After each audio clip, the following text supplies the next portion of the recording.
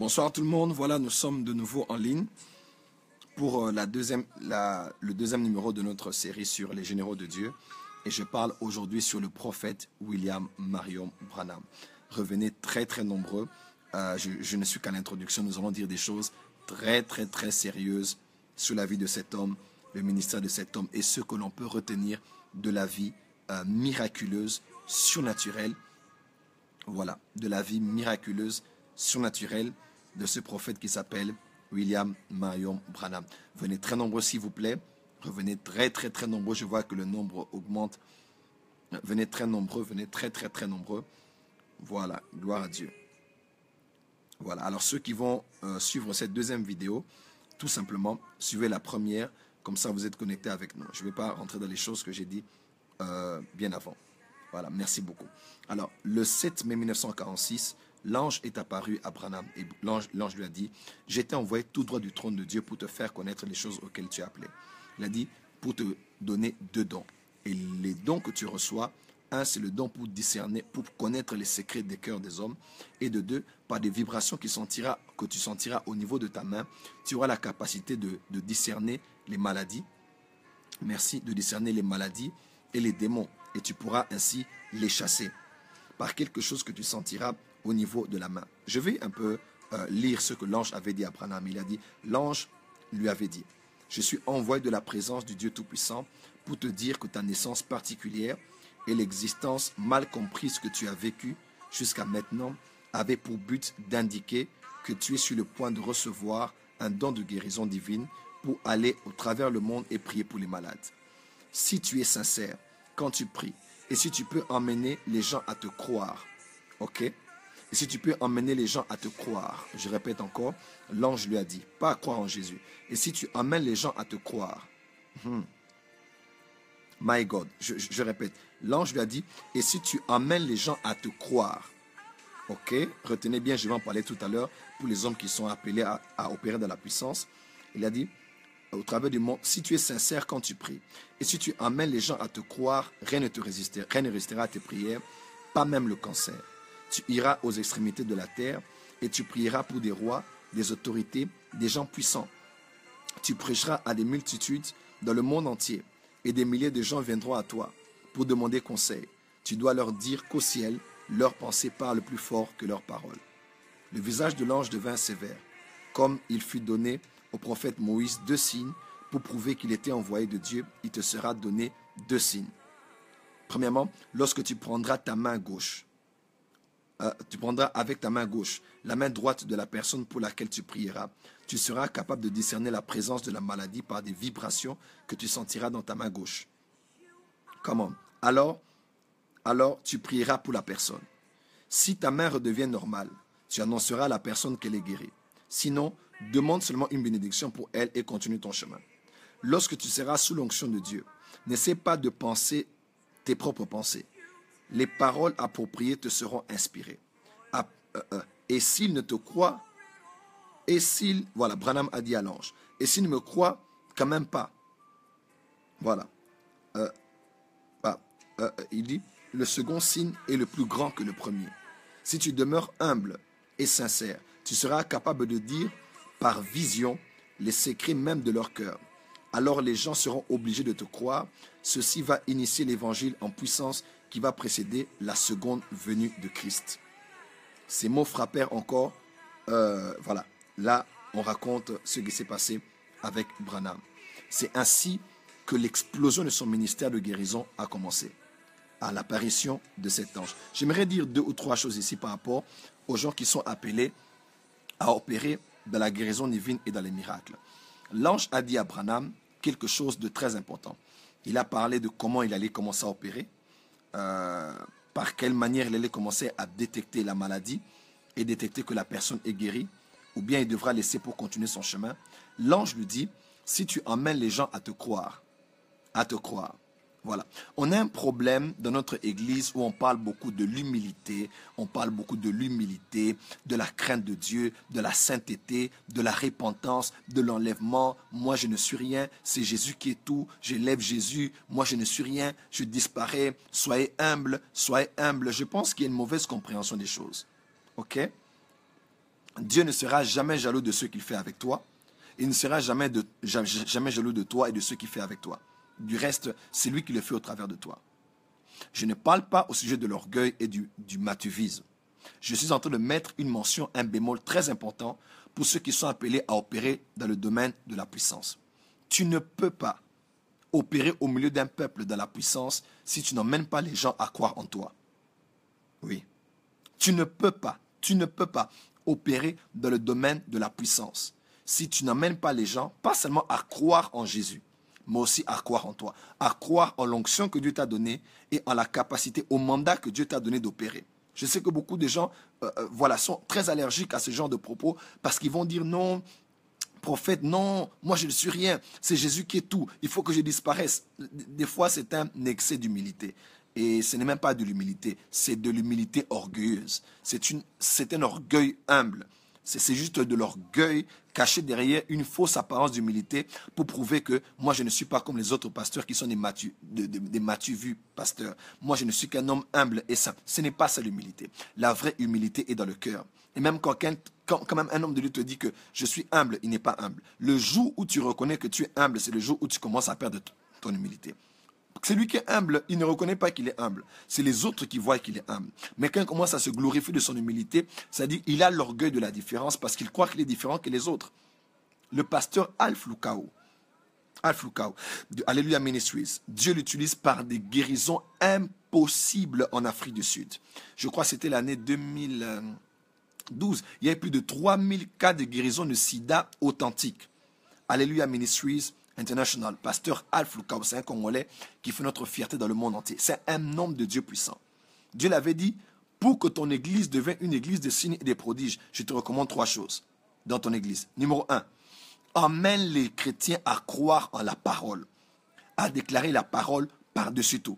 Qui ne se confient pas en leur situation, en leurs circonstances, aux hommes, mais qui se confient en la parole de Dieu, qui déclarent et qui donnent la place suprême à la parole de Dieu. 2. Dieu l'a dit, si tu peux emmener ton église à prier minimum 1 heure en langue chaque jour, le monde entier se rassemblera autour de ton église pour me voir opérer. 1. La parole. 2. La prière en langue. 3. Dieu l'a dit, si tu peux emmener ce peuple qui vient à toi, de croire en toi plus qu'ils ne croient en leur médecin, alors je t'utiliserai pour guérir les malades, comme jamais tu n'as vu auparavant. Est-ce que vous pouvez imaginer un peu ce qu'on a dit, ce que Dieu l'a dit? Il dit, si tu emmènes ces gens à croire en toi plus qu'ils ne croient en leur médecin. Vous voyez, nous tous, quand nous allons chez le médecin, nous avons la foi qui trouvait une solution pour moi. J'étais en Inde, je me suis fait soigner, consort, parce que j'avais la foi que, voilà, on pouvait trouver une solution pour moi. J'avais quelques malaises. Est-ce que quelqu'un m'entend? Maintenant, Dieu dit, s'ils peuvent croire, Dieu a dit au pasteur Alf Lukao, si ce monde qui vient, peuvent croire en toi plus que ne croient aux médecins, alors aucune maladie ne te résistera. Et Dieu a dit ça à William Marion Branham. Dieu a dit à Branham, si tu peux emmener ces gens, si tu pries sincèrement, et si tu peux emmener ces gens à croire en toi, alors aucune maladie ne te résistera. Ça, c'est très important. Vous ne pouvez pas avoir une église où on opère de la puissance si vous, le peuple, vous ne croyez pas en l'homme que Dieu vous a donné. Et tu ne peux pas, homme de Dieu, à opérer de la puissance dans un domaine si tu n'emmènes pas les gens à croire en toi. Et puis déclare, Israël crut en l'Éternel et crut en Moïse. Les gens ont cru en l'Éternel et ont cru en Samuel. Tu ne peux pas croire en l'Éternel et ne pas croire en son prophète. Confiez-vous en l'Éternel, votre Dieu, vous serez affermis. Confiez-vous en ses serviteurs, les prophètes, et vous réussirez. Dieu a dit à Branham, tu dois emmener les gens à croire en toi. En toi, ça c'est une très grande clé. Je ne parle pas ici de l'idolâtrie, du culte de la personnalité. Écoutez, soyez vraiment sincères. Je parle de l'histoire de l'Église. Je ne suis pas branhamiste, je suis simplement un historien, un passionné de l'histoire des réveils de l'Église. Beaucoup de gens aujourd'hui disent que non, dans ces milieux-là, on dit Major, prophète, prophesy, man of God, hélicoptère, aigle, tout ça. Voilà, c'est vrai, il peut y avoir des débordements, des déviations. Le pasteur Jean-Bossou Kindomba, qui est un ecclésiologue, a dit quelque chose lors de la conférence prophétique panafricaine.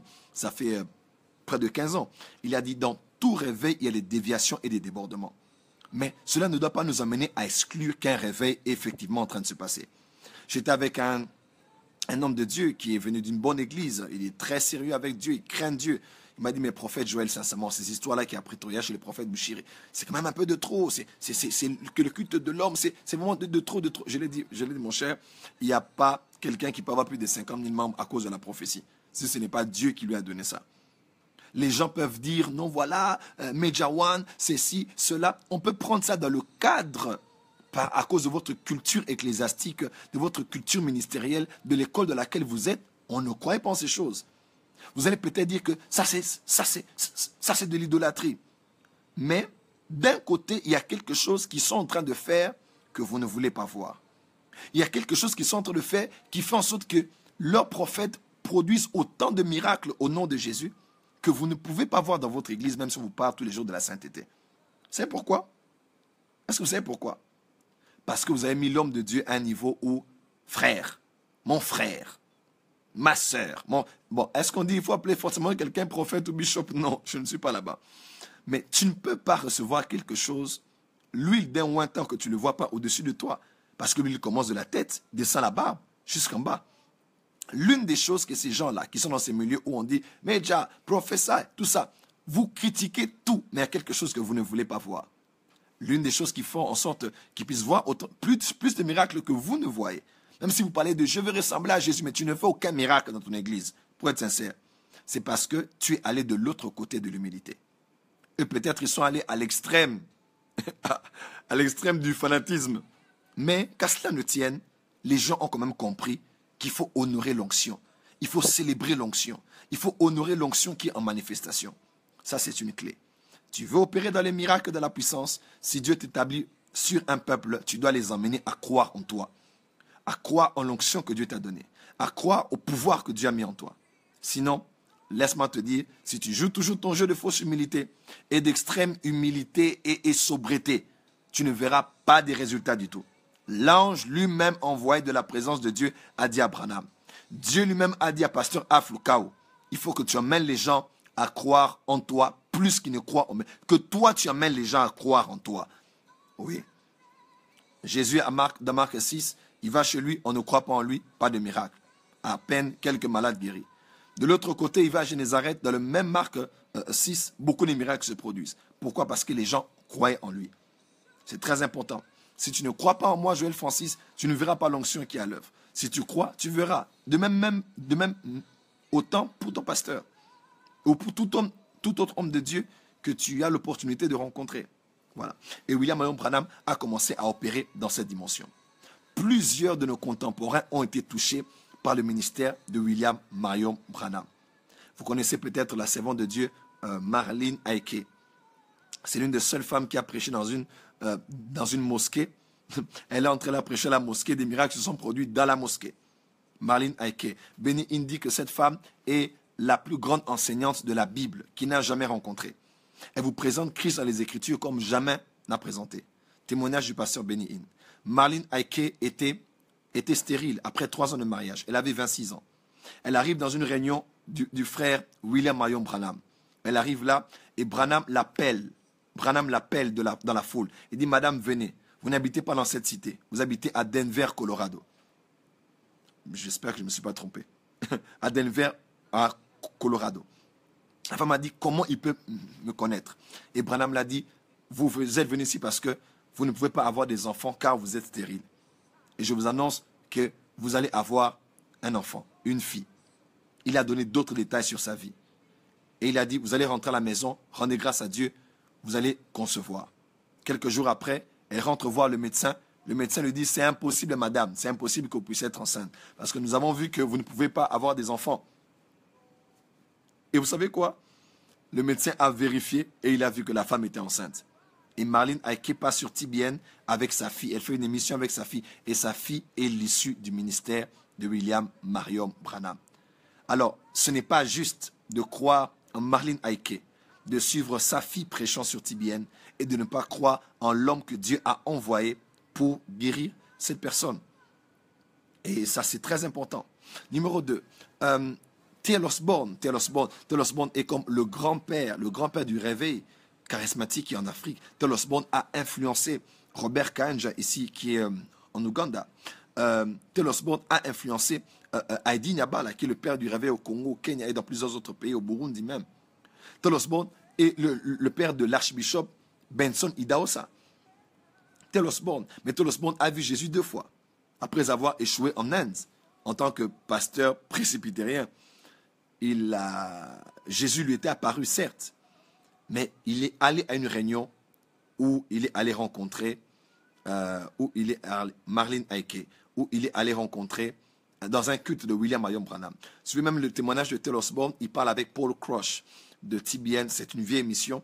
Même les Paul Crush, on les interdisait en ce temps-là d'aller dans les réunions du frère Branham parce que les choses qu'on voyait avec lui n'étaient pas normales. Il y avait des miracles bizarres, il y avait des phénomènes bizarres qui se passaient. Je dis, mais ça c'est la paranormale, c'est la parapsychologie, ça c'est le spirit, ça c'est le mysticisme. Et c'est la même chose que l'on fait aujourd'hui encore pour des généraux de Dieu. Et ça, il faut que cela cesse dans le corps du Christ. Et Tel Osborne a dit non, j'entends que cet homme fait des miracles. Et Gordon Lindsay a emmené William Marion Branham dans la ville. Et Tel Osborne était là, et il a regardé. Et quand il a vu, il s'est dit, ce n'est pas possible. Il a appelé une jeune fille, une petite fille qui était sourde et muette. Il a touché, il a dit, priez, pouvons-nous prier pour la fille? Un homme très humble et très simple. Il touche les oreilles de la fille et il dit, il a commencé à prier. Il a chassé l'esprit de sourd et muet. Et la fille a totalement entendu et a pu parler. Un miracle qui a bouleversé Tel Osborne qui a dit, j'ai vu pour la seconde fois Jésus au travers de Branham. Un homme qui s'habillait en noir et blanc en général, mais un homme en qui Dieu habitait. Et Osborne est allé chercher Dieu comme jamais il n'a pu le chercher. Pourquoi? Parce que Branham était effectivement un vrai prophète de Dieu. Ses contemporains l'ont fréquenté. Oral Roberts, Francis Bosworth, voilà. Tous ceux qui ont travaillé dans le mouvement de la guérison divine connaissaient cet homme, le milieu de full gospel, les Demos Chakaria. Demos Chakaria, d'ailleurs, il a dit quelque chose qui m'a beaucoup touché. On l'a posé la question, mais quels sont les souvenirs que tu as du frère Branham? Il dit, un jour, je posais la question au frère Branham. J'ai dit, frère Branham, comment ça arrive, comment ça se passe que tu puisses avoir autant de visions, que tu puisses voir ce qui se passe dans l'invisible, que tu puisses voir ce qui se passe dans le monde surnaturel? Et Branham l'a dit, voilà. Je peux voir ce que j'ai envie de voir en esprit. Je suis comme quelqu'un qui est en dessous d'un mur et qui met les 2 mains sur le mur. Quand j'ai envie de voir, je monte. Et plus j'ai envie de voir clair, plus je monte. Et plus j'ai envie de voir clair, plus je monte. Et quand j'ai envie que ça s'arrête, je descends personnellement, je descends et la vision se termine. Oh mon Dieu, qu'est-ce que cela voulait dire? Voulait dire, je peux voir à volonté ce que je vais voir en esprit. Quand on est enfant dans les choses du prophétique, on attend que Dieu nous parle pour pouvoir capter sa pensée et prophétiser.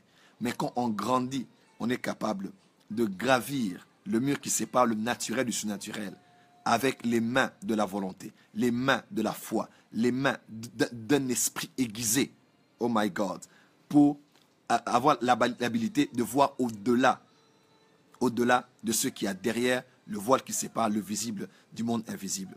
Un jour, son fils l'a dit, papa, je vais voir l'ange, je vais voir l'ange. Et Branham l'a dit, mon fils, regarde au coin, regarde juste ce qui s'est passé dans le ministère d'Élysée. Il a dit, regarde au coin. Et alors que son fils regardait, il a finalement vu l'ange qui opérait. Il a finalement vu l'ange qui opérait avec son papa. Un témoignage extraordinaire. De ce que je peux connaître, je ne sais pas. Aujourd'hui, Dieu a utilisé beaucoup d'hommes de Dieu. Mais en ce temps-là, il n'y avait pas un seul homme que Dieu avait utilisé comme cet homme. William Marion Branham, je connais tellement de ces témoignages que si je commence, vous allez pleurer, vous allez crier. Les choses que Dieu a fait avec cet homme, il est allé en Afrique du Sud, il a fallu 13 camions, plus de 13 camions pour transporter les béquilles, les chaises roulantes et les appareils orthopédiques. Oh my God! Pour transporter les béquilles, les appareils orthopédiques, les chaises roulantes, plus de 13 camions. Je ne dis pas une petite canne que tu as dans ton église parce que tu as prié pour un malade. Je ne dis pas 2, 3 chaises roulantes que vous voyez par an. Je parle de, dans une réunion, pendant son séjour, 13 camions pour transporter les béquilles et les appareils orthopédiques. Tellement que l'onction était forte sur sa vie et sur son ministère.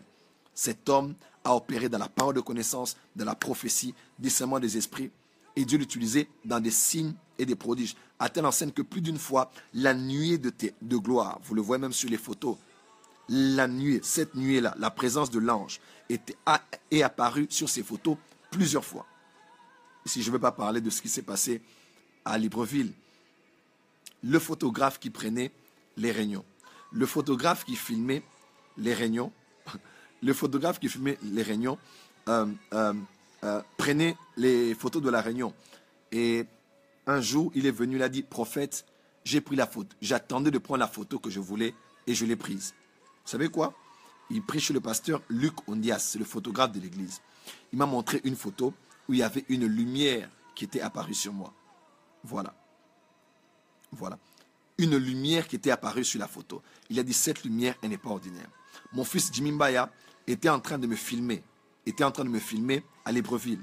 Et il filmait, et je pense qu'il peut être en ligne, il filmait, et il m'a dit, papa, j'ai vu quelque chose d'étrange qui est apparu sur la vidéo. Et quand il m'a montré, il y avait des lumières qui étaient en train d'apparaître juste devant moi, là où j'étais. Ça, ce ne sont pas des miracles de guérison. Là, ce sont des signes. Ce sont des signes souvent d'approbation divine, soit de la présence de Dieu, soit de la présence d'un ange, soit d'un témoignage de l'esprit parlant ou bien indiquant quelque chose concernant son serviteur. William Marion Branham était un vrai et authentique prophète de Dieu. Je répète encore, c'est un homme que Dieu a utilisé par des signes, des prodiges, des miracles, et même une fois quelques pasteurs qui le critiquaient. Quelques pasteurs qui disaient non, cet homme, les gens qui viennent avec les cartes de prière là, ils sont en train de mentir derrière, cet homme-là ment. Et des pasteurs sont allés devant lui, dans la ligne de prière, ils ont dit, il souffre de la tuberculose. Et Branham a dit, vous ne souffrez pas de la tuberculose. Vous êtes, je crois que vous êtes des pasteurs, mais des journalistes. Il dit, tel que vous êtes là, vous êtes venu tenter le Saint-Esprit. Vous avez menti. Et puisque vous avez menti que vous avez la tuberculose, que la tuberculose s'attache à vous. Et ils ont été tuberculeux à l'instant même. Des pasteurs le critiquaient dans une maison.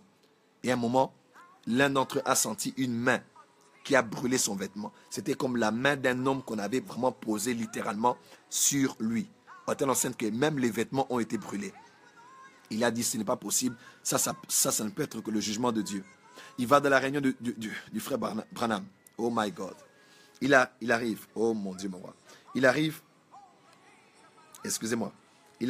oh Jésus, je sens ta présence, Seigneur. Il arrive dans cette réunion et il rend témoignage de ce qui s'était passé. Et le frère Branham prend sa main et il pose là où la main s'était posée. C'était exactement la main de Branham qui s'était posée sur cet homme-là, alors qu'il était très très loin. Le temps me manquerait de vous parler des paralytiques qui ont marché, des cancéreux qui ont été guéris, des miracles inouïs qui se sont passés dans son ministère. Des choses, une fois, il devait aller prêcher dans une ville. Et en circulant au niveau de l'aéroport, il a perdu la notion du temps. Et on l'attendait de l'autre côté. Et on n'a pas pu le voir à l'aéroport parce qu'il n'était pas arrivé. Il n'était pas arrivé. Ceux qui étaient venus le chercher, on regardait l'aéroport. Frère Branham n'était pas là. Il avait raté le vol. Et alors qu'ils appellent l'hôtel pour signifier qu'ils étaient en train de changer les choses. Les gens de l'hôtel sont en train de dire à ces gens qui ont appelé, ils ont dit non, mais monsieur, la personne pour laquelle vous êtes en train de nous parler et de décommander d'ailleurs par rapport à sa chambre, annuler la réservation, cet homme est déjà là. Il est déjà dans sa chambre. Et j'ai dit, mais ça c'est pas possible. Il a raté le vol. Il a dit, mais passez-nous un peu cet homme. Et on l'a passé au téléphone et il était en train de rire. Pourquoi? Parce qu'il avait vécu ce qu'on appelle la translation. Son corps, son âme et son esprit avaient disparu de là où il était à l'aéroport et étaient apparus directement dans sa chambre d'hôtel, dans un autre état où on l'attendait pour aller faire le service. Les miracles que je vais parler sur cet homme, c'est tout simplement incroyable. Incroyable. J'aimerais parler peut-être d'un autre témoignage qui m'éblouit tout le temps. Quand j'entends parler de ce témoignage, ça me choque. Ça me choque, c'est un témoignage extraordinaire. Billy, son fils Billy Paul avait 18 ans. Et ils étaient en Inde et son père était en face de plus de 400 000 personnes lors d'une croisade. Et il était reçu par des gens de près de 17 religions qui commençaient à parler de leur Dieu et ainsi de suite. Alors, Branham les a dit, venez ce soir et vous allez voir, je vais vous montrer Dieu, le Dieu que je sers et que je montre avec démonstration. Avec démonstration. Et le soir, ils arrivent à la réunion. Et Branham dit, il appelle un jeune homme qui était aveugle. Il dit, cet homme est aveugle. Si l'un de vos dieux peut le guérir, alors prenez un écriteau, mettez-le sur mon dos et tout simplement que je circule sur les rues de Bombay pour dire que, et crier sur moi que je suis faux prophète. Il dit, mais si je guéris cet homme, alors vous allez croire que Jésus-Christ est le même et qu'il n'y a de salut qu'en lui. Quel don de foi, quelle onction. Et il a dit, derrière cet aveugle n'est pas né aveugle, parole de connaissance. Il dit, il n'est pas né aveugle. Il contemplait tellement le soleil pour adorer vos dieux que cela a fini par détruire sa vue et il est devenu aveugle. Et il est devenu aveugle. Oh my God, my God, my God. Et tous les représentants des dieux n'ont pas pu guérir cet enfant. Et il a prié et cet enfant a été guéri à l'instant même et tout le monde s'est converti. Les représentants des dieux et les 400 000 personnes qui étaient là, ils ont tous donné leur vie à Jésus. Pourquoi? Parce qu'ils ont vécu Jésus-Christ au travers d'un homme qui s'appelait William Marion Branham. Les témoignages ne pourront, je ne sais pas si un livre pourra suffire pour dire ce que Dieu a fait au travers de cet homme. Alors pourquoi aujourd'hui il y a beaucoup de choses autour de ce général de Dieu?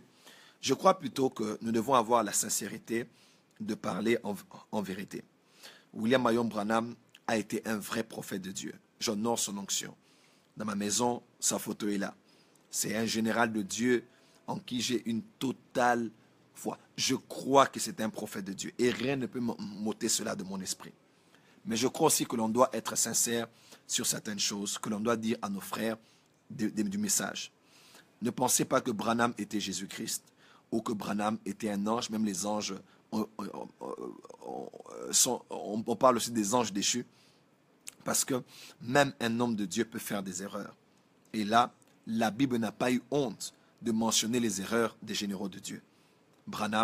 Abraham avait menti. Jacob avait menti, volé. Et même fait pire encore. David avait commis l'adultère et avait tué Urée.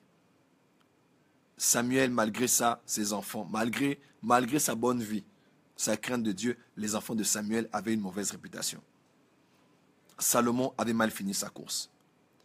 Pierre avait régné Jésus. Paul aussi de son côté, il ne s'était pas toujours bien pris. Paul n'était pas Jésus-Christ, ne vous en faites pas. Beaucoup de gens disent que, oh non, mais Paul avait repris Pierre en public. Est-ce que c'est parce qu'on parle de cette histoire-là que cette histoire-là doit être répétée? Non. Beaucoup d'impolis charismatiques, beaucoup d'irrespectueux et d'insoumis prennent cet exemple pour dire que j'ai aussi le droit de parler aux aînés comme je veux. Ça ne se passe pas du tout comme ça. Ça, c'est l'impolitesse que vous cherchez à justifier au travers d'un exemple dont on parle de ce qui s'est passé à l'Église. L'Église primitive n'était pas une Église parfaite. Acte 6 existe pourquoi? Parce qu'il y avait des problèmes parmi les chrétiens. Acte 5 existe pourquoi? Parce que malgré tous ces gens qui étaient là, sincères, il y avait des Ananias et des Saphira. Il y avait des problèmes partout. L'Église du Nouveau Testament n'est pas une Église parfaite. N'est pas une Église parfaite. Donc la Bible n'a pas honte de mentionner les erreurs des hommes de Dieu.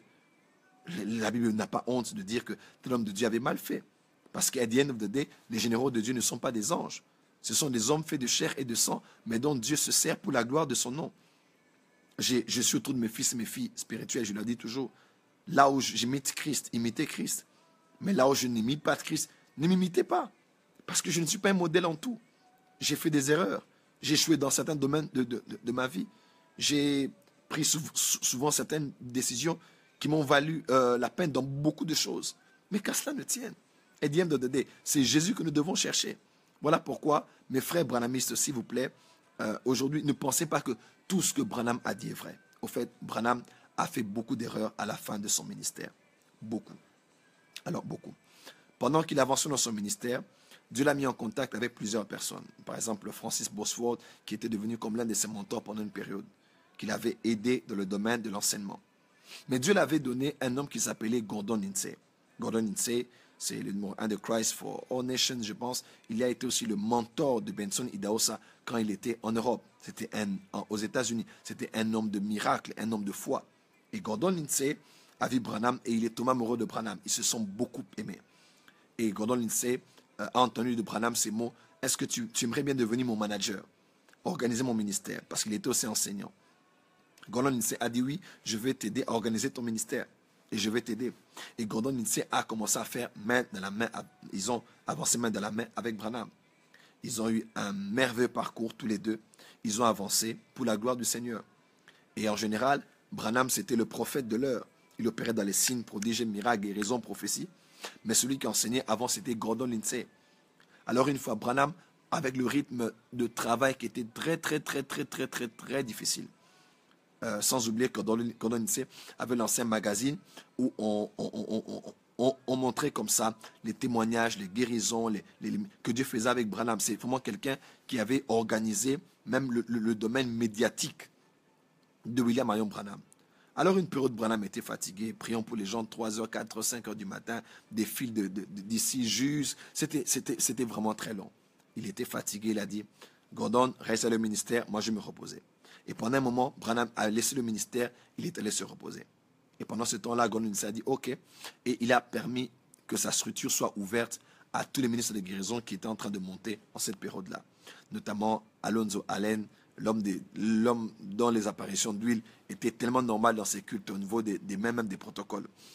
Jack Koo, voilà, tous ces hommes et ces femmes, plus de 100 qui opéraient dans la guérison divine, dans l'évangélisation, ils les avaient tous pris et ils ont commencé ce qu'on appelle la voie de la guérison. C'était déjà un mouvement, mais aussi un magazine qui faisait l'exposition des œuvres que Dieu accomplissait au travers de ces hommes-là. Et les gens passaient, c'était extraordinaire. Et Branham, finalement, après, il s'est dit: non, je rentre au travail.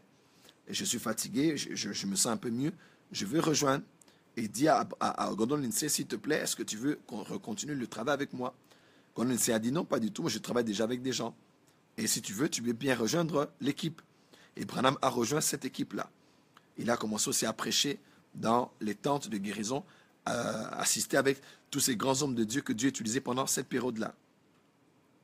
Mais la relation de Branham et Gordon Lindsay n'évoluait plus bien. Des gens ont créé des petites zizanies, et puis finalement, Gordon Lindsay s'est totalement séparé de William Marion Branham. Et puisque Gordon Lindsay était l'enseignant du ministère de Branham, et qu'il est parti, les gens venaient pour la guérison, oui, mais les gens avaient un vide par rapport à la parole. Alors Branham a commencé à enseigner, alors qu'il n'était pas appelé à être enseignant. Voilà, Branham a commencé à enseigner, alors qu'il n'avait jamais été appelé à être enseignant. Et ça, c'est l'un des grands problèmes que les hommes de Dieu ont.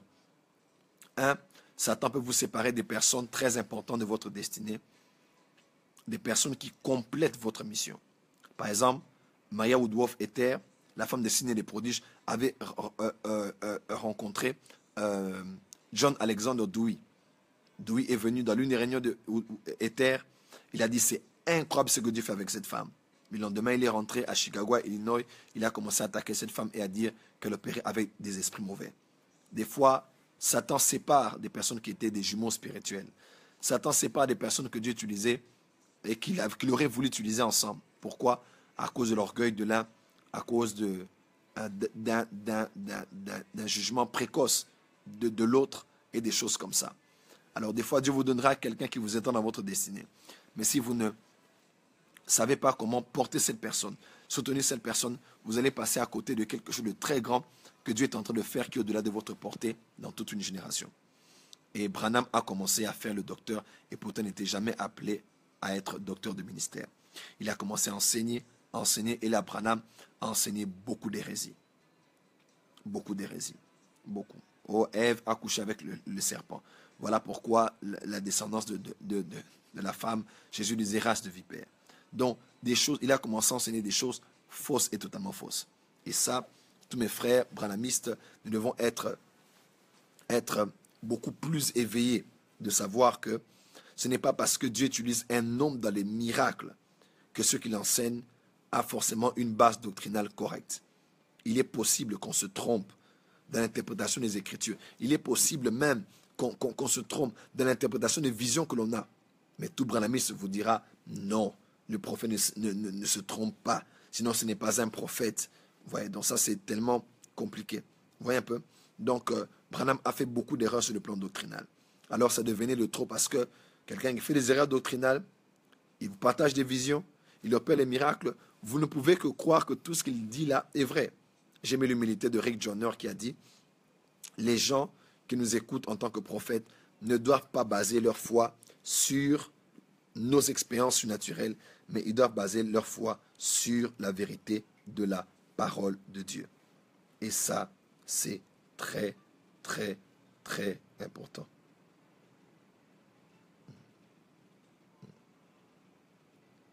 Très, très, très importante. Très important. Très, très, très important. Alors, oh Shabra Katalamasan, merci Seigneur. Alors, un jeune homme qui montait en ce temps-là